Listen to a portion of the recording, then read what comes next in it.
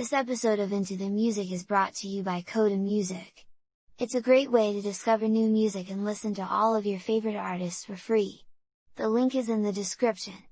In today's episode we're going to explore Daddy Yankee.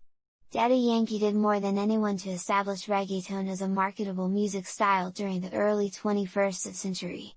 Yankee's success was so phenomenal in the wake of his 2004 mainstream breakthrough Barrio Fino, and in particular, the international hit single Gasolina, that he transcended cultural boundaries and genre trappings. He became more than just a reggaetonero, having transformed himself into an international name brand by the time his 2007 follow-up album, El Cartel, The Big Boss, was released. Daddy Yankee's name, image, and music were used to sell soft drinks for Pepsi and footwear for Reebok, as well as a syndicated show for ABC Radio Network's Daddy Yankee on Fuego and a feature film for Paramount Pictures' Talento de Barrio. Daddy Yankee had indeed become a business empire, of which the primary asset, his music, remained independent from major label control. He keenly operated his own independent label, Cartel Records, and chose to partner with labels such as Interscope only for purposes of marketing and distribution. Although the business side of Daddy Yankee threatened to overshadow his music, Barrio Fino stands tall as the definitive reggaeton album of its time. Boasting a pair of fantastic hits, Gasolina and Lo que Pasó, the album was a standard bearer, influencing a legion of followers and establishing the production duo Luny Tunes as reggaeton's hottest hitmakers. Barrio Fino was also the first reggaeton album to reach number 1 on the top Latin album chart, a position it held for roughly a year while selling over 1 million copies in the United States alone. Born Ramon Ayala aka Raymond on February 3, 1977, in Rio Piedras, the largest district of San Juan, Puerto Rico, Daddy Yankee grew up in a musical family. His father was a bongocero, a salsa percussionist, his mother's family included numerous musicians, and he himself sang from an early age and had a knack for improvisation. As Yankee grew older, he took an interest in Spanish-language hip-hop, especially the socially aware raps of Vico C, and he became increasingly drawn into the street life of his neighborhood, the Villa Kennedy housing project in San Juan. The Yankee moniker arose from the Puerto Rican slang for someone tall, who is big in what he does, according to a 2005 interview with Billboard magazine. Daddy Yankee got into reggaeton just as it was taking shape in the early 90s, when San Juan DJs would spin hip-hop alongside dancehall reggae while vocalists freestyled over the beats. This convergence of hip-hop, dancehall, and freestyling proved popular in San Juan, most notably at The Noise, a long-running club night that spawned a collective of DJs and rappers. Besides The Noise, the other key proprietor of proto-reggaeton was Playero, a mixtape DJ/producer with whom Yankee got his start when he debuted as a featured guest on Playero 37 1992. A few years later, at age 18, he made his full-length album debut, No Mercy 1995, began working with Playero. Little came of No Mercy, however, and he continued to work the reggaeton underground for the remainder of the 90s. Toward the end of the decade, he began performing alongside Nicky Jam as a duo and had one of his songs, Position, a collaboration with Alberto Style, featured on the 1998 One Tough Cop soundtrack.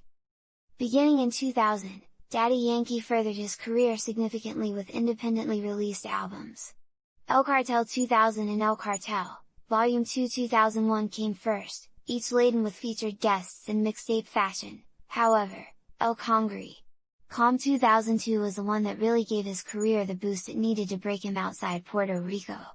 Driven by Latigazo, a single that found airplay in Miami and New York, ElCongre.com climbed all the way to number 43 on Billboard's top Latin albums chart despite no major label backing whatsoever, released instead by Vine Music, a Puerto Rican indie. In the wake of this success, Daddy Yankee assembled Los Home Runs 2003, a top 10 album comprised of odds and ends, including a newly recorded hit single, Seguirski, as well as some old Playero tracks from a decade prior. Reggaeton was on the cusp of breaking big time at this point. Touchstone albums such as Don Omar's The Last Don 2003, Tego Calderon's El Abayarde 2003, and Luny Tunes' Mas Flow 2003 were making significant inroads in Miami and New York, in addition to Puerto Rico, and a wave of lesser albums were also being released. The stage was well set for Daddy Yankee's mainstream breakthrough, Barrio Fino 2004, which was released in July 2004 by Vi Music and debuted at number 1 on the top Latin albums chart. The first reggaeton album to reach the number 1 spot, Barrio Fino would dominate the top of the Latin albums chart for roughly a year, lodged there well into 2005. It sold over 1 million copies in the US alone during its chart reign. The long shelf life of Barrio Fino was partly on account of Gasolina, a party-oriented single whose appeal was so phenomenal that the song itself became synonymous with reggaeton in the minds of many and perhaps remains so, especially English speakers who were unacquainted with the music style. The appeal of Gasolina was such that it's been compared to Macarena, another Latin party song that broke through cultural boundaries to become an international dance club staple. It took Gasolina a while to become a craze, several months after the release of Barrio Fino, in fact, yet by November 2004 it had broken into the Billboard Hot 100 and eventually made it all the way to number 32 a couple months later, a genuine top 40 hit, albeit a novel one. On the Latin charts, though, Gasolina didn't even break the top 10, only reaching number 17. Rather, Lo que Pasó, Pasó was the album's big hit on the Latin scene, charting at number 2. Barrio Fino spawned a few other singles as well, Sabor Malao featuring salsa superstar Andy Montañez, No Me Dejes Solo featuring Wisin and Yandel, and Like You, an English language song. The success of the album was such that it catapulted Luny Tunes, an industrious duo who'd produced half the LP, and all the key hits, to stardom of their own, as they became widely recognized as reggaeton's undisputed go-to hitmakers. The record's success also drew significant major label attention to Daddy Yankee. Machete Music, a Universal company specializing in Latin urban, signed a deal with Yankee to re-release Los Home Run S in March 2005 and later Barrio Fino in December 2006. Meanwhile, Vi Music cashed in with Ahora La Toca Al Congre 2005, a live CD/DVD recorded in Puerto Rico in 2003. In 2005, while the major labels were courting Yankee, the president of Interscope, Jimmy Iovine, whose roster included Eminem, 50 Cent, and Dr. Dre, actually flew down to Puerto Rico to discuss business in person.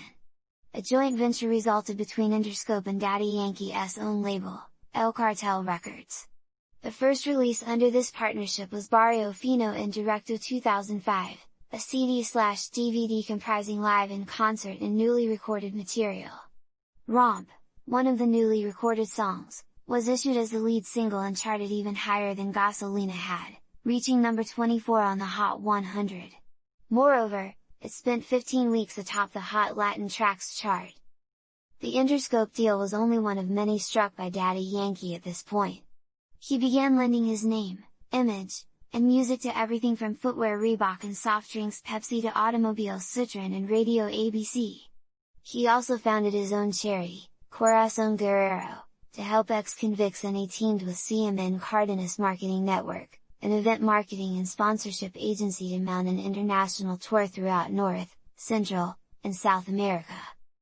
All the while, he worked intermittently on his next album, El Cartel, The Big Boss 2007, a big budget affair bringing together an ensemble cast of marquee-name collaborators, including pop-rap hitmakers will.i.am, Akon, and Scott Storch. The build-up to the record was well-planned and pervasive, with Impacto and its bilingual remix featuring Fergie issued as the lead single well in advance of the eagerly anticipated June release date. Daddy Yankee then starred in a movie, Talento de Barrio, which broke attendance records in Puerto Rico and helped fuel sales of the film's soundtrack, which Yankee performed with a host of guests. His 2010 effort Mundial featured less hip-hop and pop, and more Latin flavors, plus the hit single Day Control. His sixth album, Prestige, followed in 2011, posting several singles high in the charts, including Ven Conmigo and La Vamba. In 2012, when El Cartel house producers Musicólogo and Minis began issuing a series of collaboration albums titled El Imperio Nazi, it was only natural that Daddy Yankee would appear at some point. He finally stepped up a year later with the 7th volume in the series, King Daddy Edition, which also featured Divino, Yandel, Farruko, Archangel, and Jay Alvarez.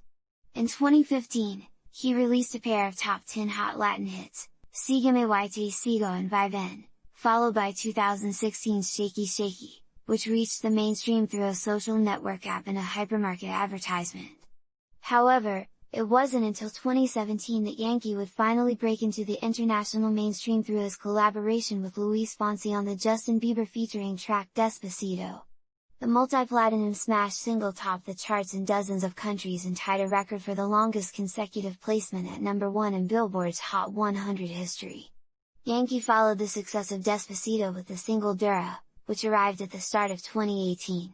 In addition to that multi-platinum hit, a slew of singles followed, including 2019's Con Calma, which recruited Canadian one-hit wonder Snow for an interpolation of his 1992 single Informer.